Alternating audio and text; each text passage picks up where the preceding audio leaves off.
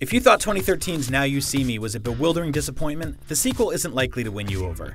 If anything, Now You See Me 2 doubles down on its implausibility and shoves even more twists into its already mangled plot. If, on the other hand, you can sit back and enjoy this series for what it is, mindless razzmatazz, then you're in for an okay ride. 1 year after outsmarting the FBI with its Robin Hood-style magician antics, the Four Horsemen make a comeback appearance in the hope of exposing a corrupt tech company. However, the group's plan is foiled when they're suddenly transported to China, where the company's mastermind blackmails them into pulling off a dangerous heist of his own. As with the previous film, Now You See Me 2 almost entirely gets by in its showy set pieces and overqualified cast. Regarding the former, the film does a good job of bringing its many action scenes to life, albeit with very few practical effects. Indeed, most of, if not all, the Horsemen's illusions are met with vigilant camera cuts and copious amounts of CGI. But they're also creative and polished, which makes for a few entertaining moments on screen. Same as the last time, the characters here are woefully underdeveloped, particularly the three male horsemen. The one exception is Lizzie Kaplan's newcomer, Lula.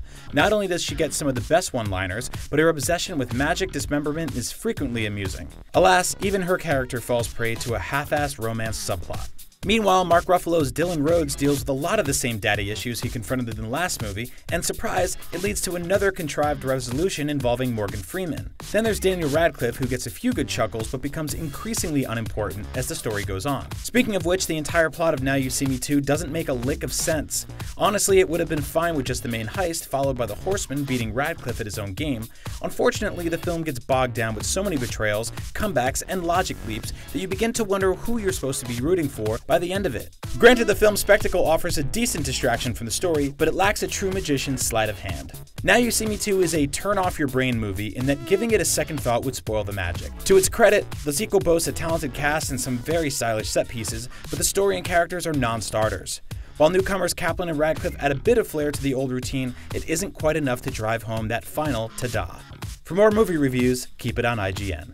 Every girl I get close to, I end up taking their trust. And then their wallet. So, you take their wallets? You ever take their belts? Oh, I'm sorry, did you think that I was like those other girls?